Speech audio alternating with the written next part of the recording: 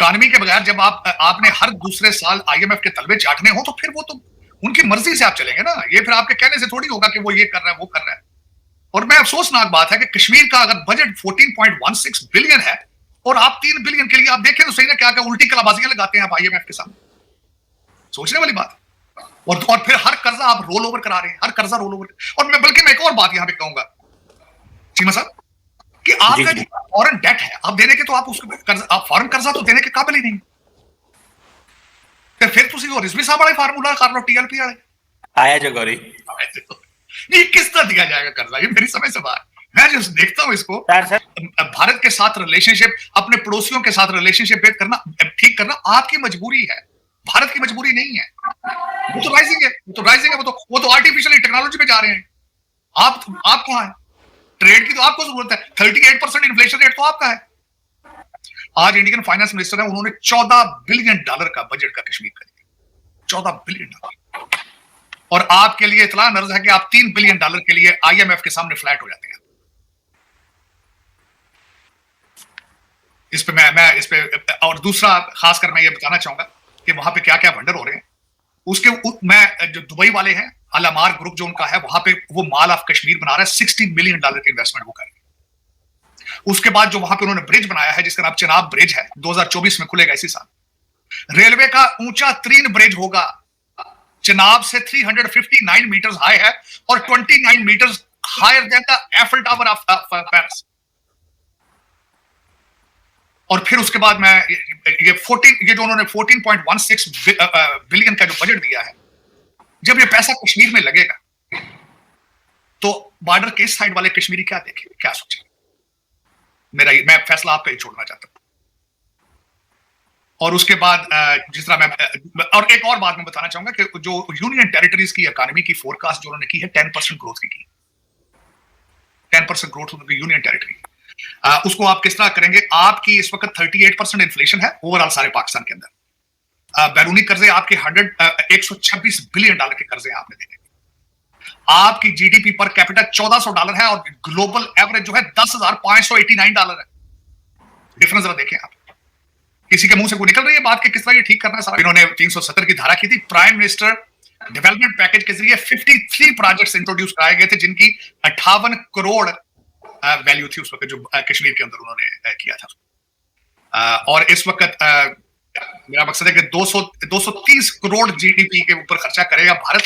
और वो सिर्फ वही नहीं कर रहे, आप उनकी वैसे ग्रोथ देखें, जिस तरीके से वो एयरपोर्ट बना रहे हैं, हाईवेज बना रहे हैं, कभी इसी तरह अमेरिका में बनी थी जब इनकी तरक्की का सितारा चढ़ रहा। देखिए मैं एक बात ये जरूर यहाँ कहना चाहूंगा, कश्मीर का मसला जरूर है 1947 से जरूर है, लेकिन इसमें आप कितने सीरियस हैं इसको हल करने के लिए? और दूसरा मैं इस पे क्लोजिंग पॉइंट ये देना चाहूंगा, भारत के साथ रिलेशनशिप, अपने पड़ोसियों के साथ रिलेशनशिप ठीक करना आपकी मजबूरी है, भारत की मजबूरी नहीं है। वो तो राइजिंग है, वो तो आर्टिफिशियल टेक्नोलॉजी पे जा रहे हैं। आप कहां है? ट्रेड की तो आपको जरूरत है, 38% इन्फ्लेशन रेट तो आपका है। लोग खुदकुशियां भूख से यहां कर रहे हैं, उनके पास तो उनको जरूरत नहीं है इस चीज की। तो इसमें आप क्या पेशरफ करना चाहते हैं? आप किस तरह आगे मूविंग फॉरवर्ड किस तरह जा सकते हैं, किस तरह जाएंगे आप?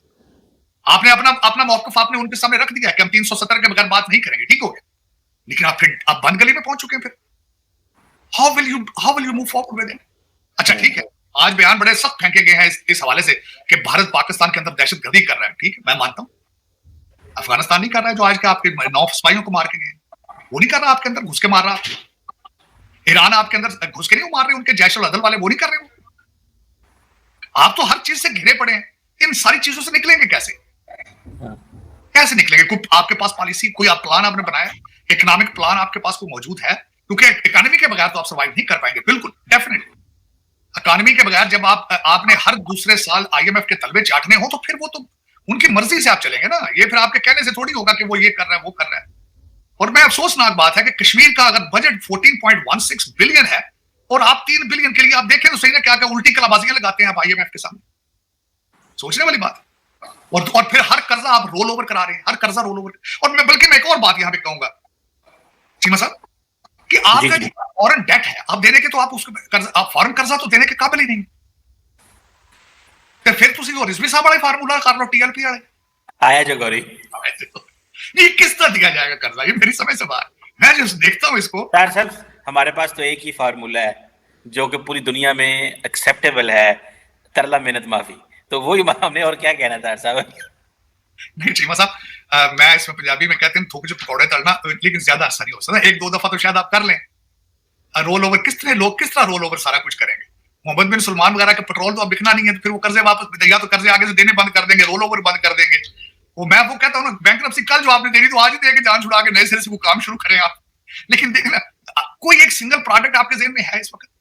बल्कि मैं आज हैरान इस बात पे हूँ चीमा साहब, आप मेच्योर डिसीजन भी नहीं लेते। मेच्योर डिसीजन लेने से मुराद ये है कि आप अपनी मजहबी पार्टियों की चीजों के लिए इनको कंट्रोल क्यों नहीं करते? आज जो जलसे उन्होंने किए लंबे चौड़े, उससे सारी दुनिया को नजर आ रहा है। बल्कि मैंने एक वेस्टर्न चैनल के ऊपर देखा है, वो रेडिकलाइजेशन ऑफ पाकिस्तान की बात कर रहे थे, उनके जलसों की तादाद सामने रखी, जमात इस्लामी की, टीएलपी के जलसों की, और फिर वो अपने जो हमारे मौलवी साहब है अजहर साहब, उनके बच्चे की कैंपेन की सारी चीजें किसी वेस्टर्न मीडिया ने सारे सामने रख के देखी कि ये। और फिर उसके बाद एक मौलवी साहब का उन्होंने इंटरव्यू लिया, बल्कि उस इंटरव्यू में मौलवी साहब फरमा रहे थे कि देखें अफगानिस्तान की करेंसी पाकिस्तान की करेंसी से कितनी अच्छी हो चुकी है, हमें भी तालिबान की तरह, हमें भी तालिबान बनना चाहिए। तो that is what your future is, Taliban. हालांकि मैं शर्मिंदगी ये बात करते हुए, इमरान खान साहब आए थे, इमरान खान साहब का भी नाम यही बना था तालिबान खान, जो जश्न मनाते थे, तारीफें करते थे। फिर 50 उनके बंदे जेलों से उन्होंने छोड़े थे, फिर उन लोगों को लाके रीसेटल करना चाहते थे। ये ऑक्सफोर्ड ग्रेजुएट भी वहां जाके अगर टीएलपी से मुतासर हो जाए, रिजवी साहब को फॉलो करेंगे, फिर जिस तरीके से हमारी पीर नहीं आई है तो हमने फिर पीछे मुड़ के नहीं देखा। क्या इस्लाम के अंदर जायज है चीमा साहब? मेरे ख्याल में मैं मुझे आज तक कोई ये जवाब नहीं दे सका। ये शोभदाबाजी, काला जादू इस्लाम के अंदर ये जायज है कि मुझसे शादी करो तो वजीर आजम बन जाओगे?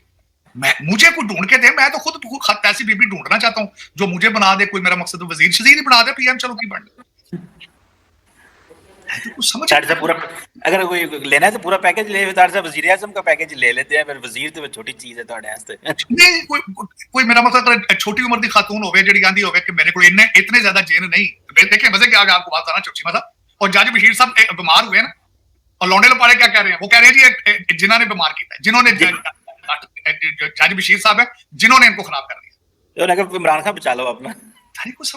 असल तो कंपटीशन तब होना है, बात तब होनी है जब 100 साल पे इंडिया ने अपनी अचीवमेंट्स गिनानी और हमने अपना कहना। तार साहब आपने एक बात की कि इंडिया तरक्की कर रहा है। आजकल इंडिया के अंदर भी बहुत सारे जो स्ट्रेटेजिस्ट थिंकर्स हैं, स्ट्रेटेजिस्ट हैं, वो एक बात कर रहे हैं कि can India really grow without the region, कि रीजन के बगैर ग्रो कर सकते हैं। मालदीव्स के साथ अंदर एक कैंपेन है एंड जिसको कहते हैं ना कि इंडिया को निकालो, बांग्लादेश की ऑपोजिशन कहती है इंडिया को निकालो, पाकिस्तान के साथ मसले। ये भी कई लोग सवाल करते हैं कि अगर इंडिया ने खित्ते में, अगर इंडिया दुनिया का चौधरी बनना चाहता है या इस खित्ते से थोड़ा बाहर का चौधरी बनना चाहता है, तो देन अपनी घर में तो अपने आप को बनवाना है, जैसे अमेरिका ने तार साहब बनवाया है। वो आप अक्सर बात करते हैं, आप कनाडा की भी बात करते हैं, आप साउथ अमेरिका की भी बात करते हैं, वो कौन सी ट्रीटी है जो साउथ अमेरिका के साथ थी इनकी।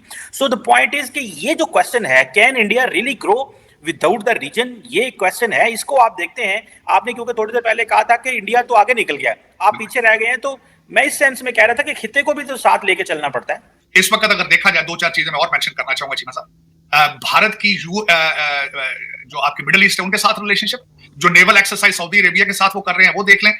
उनका रेड सी के अंदर उनकी प्रेजेंस को देख लें। और फिर दूसरा, और यूरोप जो है, क्योंकि उन्होंने टेक्नोक्रेट भेज दिए हैं अपने, डायस्पोरा नहीं है, टेक्नोक्रेट्स। डिफरेंस है, डायस्पोरा एक और चीज होती है, टेक्नोक्रेट और चीज होती है। दूसरी मैं कल बात ये कर रहा था चीमा साहब, अमेरिका के अंदर अमेरिका को बनाने वाले कौन थे? हमारे जूश भाई थे। जूश भाई कौन थे? जो सेकंड वर्ल्ड वॉर के बाद सारी अपनी साइंटिफिक रिसर्च, सारी नॉलेज जर्मनी से लेकर आए थे। उन्होंने अमेरिका को अगले लेवल पर लेकर गए थे। वो तो एक पीरियड गुजर चुका है, अब दूसरा पीरियड है आर्टिफिशियल इंटेलिजेंस की। उस पर ग्रिप किसकी होगी आपको नजर आ रहा है? आपको मैंने बताया था 5 मिलियन कंप्यूटर प्रोग्रामर भारत में बैठे हैं। उसके बाद 1 लाख जो आर्टिफिशियल इंटेलिजेंस स्पेशलिस्ट बनाएंगे दुनिया को, वो चलाएंगे। तो उस पर उनकी ग्रिप है, फ्यूचर पे नजर है उनकी। तो चीमा साहब, दर हकीकत अमेरिका के अंदर ये भी, बल्कि आपने खुद अगले दिन इस पे एक ब्लॉग किया था कि क्या बात इंडियंस जूश लॉबी को ये रिप्लेस कर रही है? डेफिनेटली कर रही है। आगे पीछे ही होके करेंगे, क्योंकि उसकी वजह यह है कि इजराइल जो है उनकी भी बहुत बड़ा बैकग्राउंड है यहाँ पे। जिस तरह मैं कर्ज करना चाहूंगा, टोनी बिल्किन साहब जूश, जैक सुलिवन जूश, और उसके बाद कैमला हैरिस के हस्बैंड जूश। और इस तरह, ये तो छोटी सी मिसालें दे रहा हूँ, आधे सेनेटर, आधे कांग्रेसमैन या खुद जूश हैं या उनकी बीवियां जूश। तो लेकिन ये कि इन्फ्लुएंस इनका आगे पीछे ही होगा। लेकिन they are very strong. Bharat के इससे अंदाजा लगाएं कि 2 प्रेसिडेंशियल कैंडिडेट रिपब्लिकन पार्टी के सामने खड़े हैं, बोथ ऑफ देम इंडियन निजात के, और दूसरा उनका आप देखें तो they are second to none. और हमें इससे सीखना चाहिए, हमें इससे सीखना चाहिए। हमारी गवर्नमेंटों को, हमारे जो डिसीजन करने वाले हैं, आज भी you can still take a step, आज भी कोशिश करें कि बच्चों को, अनफॉर्चुनेटली हो क्या रहा है जी, मैं सब आ गया, जो बच्चा अच्छी स्टेम सब्जेक्ट लेता है इमिग्रेशन करा के फौरन कनाडा, ऑस्ट्रेलिया और अमेरिका चला जाता है। आपका आगा खान यूनिवर्सिटी से बच्चा पढ़ता है, फौरन यूएसएमएलई करके अमेरिका भाग जाता है। ये इस चीज को रोकना होगा। अब उन्होंने ऐसे एनवायरमेंट क्रिएट किया है कि लोग, चाइना और भारत ने, क्योंकि यहां से बच्चे पढ़ के वापस जा रहे हैं, आपके लोग पढ़ के भाग रहे हैं, इस पे तवज्जो दें। आप स्कॉलरशिप दें, J1 स्कॉलरशिप दें कि हम पढ़ाएंगे, लेकिन you have to come back, you have to come back to serve Pakistan. अब इस वक्त मैं अफसोस के साथ कहूंगा, तरक्की आप क्यों नहीं कर पा रहे? आपके अस्पतालों से भागे हुए डॉक्टर जो है सारे आपके आईजी बन जाते हैं। आपके इस्लामाबाद के आईजी इस वक्त इंस्पेक्टर जनरल पुलिस, वो भी डॉक्टर है। पंजाब के इंस्पेक्टर जनरल जो है वो भी डॉक्टर है। क्या बात है, क्यों? डॉक्टर का क्या काम है आईजी पुलिस बना? यही आपकी नाकामी का सीक्रेट है। यही आपको जिस काम के लिए तालीम दी जाती है वो नहीं करते, आप करप्शन के लिए आगे वो दे लेते हैं। आपके अंदर नेशनलिज्म नहीं है, करैक्टर साजी नहीं है, शराफत नहीं है, तो उस पैसे पैसे। तो दोस्तों, जैसे कि आपने तारर को सुना कि भाई वो बोल रहा है कि कश्मीर में जो बजट दिया ना भारत ने, वो मतलब कि पूरे पाकिस्तान से भी मतलब ज़्यादा का ही है। मतलब कि पाकिस्तान तो खा जाते हैं ना अपना बजट, मतलब कि अपना डिफेंस में डाल के, ठीक है, अपने मिनिस्टर को लगा के, अपना मिनिस्टर को दे के, और उसके बाद डिक्टेटरशिप इतनी है कि भाई साहब वहाँ पर स्टैब्लिशमेंट खा जाते हैं उनका बजट। तो बता रहा है कि भाई साहब कश्मीर में इतना मतलब कि बजट दिया जा रहा है, और पाकिस्तान के कश्मीर में कुछ भी नहीं दिया जाता, हलवा भी नहीं दिया जाता भाई साहब, मतलब कि कुछ भी नहीं दिया जाता पाकिस्तान के कश्मीर में। क्योंकि पाकिस्तान के कश्मीर में तो नारे लगते हैं ना कि भाई साहब भारत के साथ शामिल होना हमको, और हमारे साथ धोखा किया, मतलब कि हम पे कब्जा कर लिया। और उसके बाद भाई साहब मतलब कि इंडियन आर्मी के लिए भी नारे लगते हैं कि भाई साहब यहाँ पे इंडियन आर्मी आए जल्द से जल्द, और इस कश्मीर को भारत को मतलब कि पीओके को भारत के साथ मिला दें। क्योंकि भारत के कश्मीर में तो भाई साहब मतलब कि बहुत सारी डेवलपमेंट हो रही है ना, ब्रिज पे ब्रिज बन रहे हैं भाई साहब, वंदे मातरम, वो वंदे भारत ट्रेन भी चल रही है, ठीक है भाई साहब, और टूरिस्ट को इनहेंस किया गया है, और 17 टाके भाई साहब भारत के कश्मीर को एकदम स्वर्ग बना दिया गया है भाई। पाकिस्तान के कश्मीर वाले तो देखते होंगे, सोचते होंगे ना भाई, न्यूज़ तो जाती होगी उनके पास भाई कि भाई से भारत के कश्मीर में क्या हो रहा है और यहाँ पे क्या हो रहा है। मतलब सारा का सारा कश्मीर तो भारत का ही है, लेकिन भाई साहब कंट्रोल तो पाकिस्तान ने कर रखा है ना पीओके में। तो भाई साहब वो तो सोचते होंगे ना कि भारत के कश्मीर में कितना अच्छा हो रहा है भाई साहब, काश हम भारत के साथ मिले होते, तो भाई साहब आज हमें ऐसे दिन नहीं देखने पड़े होते।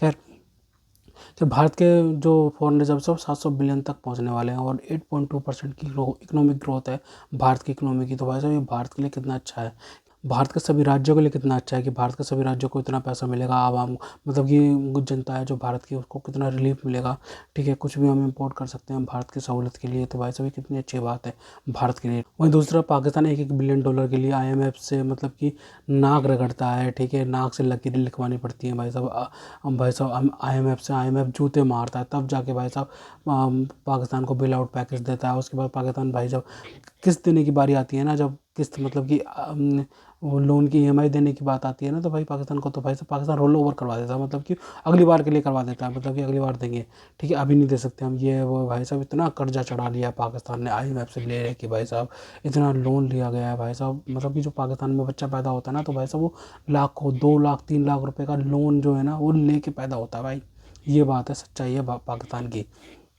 पाकिस्तान में इतनी गरीबी है भाई साहब, 50% इन्फ्लेशन रेट है भाई साहब, पता कितना भाई साहब पाकिस्तान के अंदर मतलब कि इन्फ्लेशन रेट बढ़ते जा रहा है। भुखमरी में सबसे आगे हैं भाई। मतलब कि भाई साहब कुछ तो रिलीफ दो अपनी आवाम को कि भाई साहब वो भी भाई जी सकें। मतलब कि किस लिए बनाया था तुमने पाकिस्तान? मतलब कि ऐसे भुखमरी के लिए, भीख मांगते रहने के लिए? तो भाई साहब मत बनाते तो सही रहता। लेकिन भाई साहब हमें क्या, हमारे लिए ठीक है ना भाई साहब, जो भी मतलब कि जो पाकिस्तान में हो रहा है वो भारत में होता, वरना सही है भाई साहब। अलग हो गए तुम, अलग ही देश बनाओ और अलग ही भुगतो जो भी तुमने किया है, ठीक है।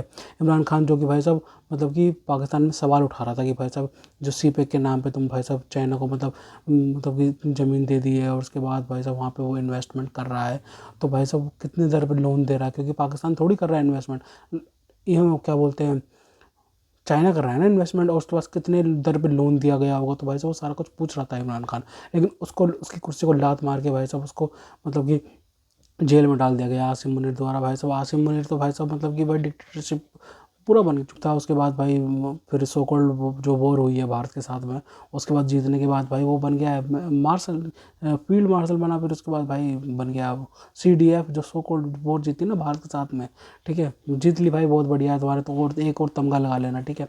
हाँ, तो भाई साहब वो बन गया आप CDF, chief of defence force. भाई साहब मतलब कि अब तो पूरी डिक्टेटरशिप है पाकिस्तान के अंदर, मतलब कोई भी अब रोक नहीं सकता भाई साहब मुनीर को, क्योंकि भाई साहब उसने अमेंडमेंट भी कर दिया है पार्लियामेंट, क्या बोलते हैं, संविधान में अपने पाकिस्तान के। तो भाई साहब उसके बाद तो उसको फुल एनर्जी मिल गई है कि भाई साहब फुल पावर मिल गई है कि भाई कुछ भी करेगा पाकिस्तान में, दंदनाता पड़ेगा।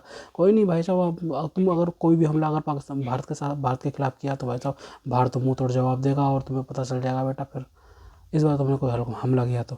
खैर, एशियन रीजन में भारत का जो तरक्की है ना भाई साहब, पाकिस्तान को देख नहीं चाहती, मतलब कि पाकिस्तान का जो एशियन खित्ता है ना, जो पाकिस्तान को हजम नहीं होता कि भाई साहब ये भारत कैसे तरक्की कर रहा है, हमें तरक्की तो हमने करनी थी 90s में, तो हम आगे बढ़ रहे थे। भारत ने ऐसा क्या किया, भारत ने इकोनॉमिक रिफॉर्म्स किए, अपना सोना तक गिरवी रखा, ठीक है भाई साहब, UK के बैंक में।